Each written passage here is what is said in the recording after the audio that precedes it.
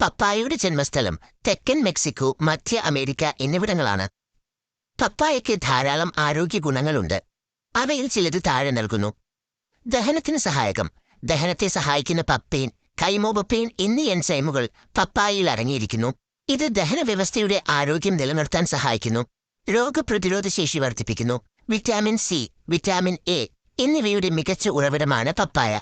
ഇത് ശരീരത്തിന്റെ രോഗപ്രതിരോധ ശേഷി വർദ്ധിപ്പിക്കാൻ സഹായിക്കുന്നു.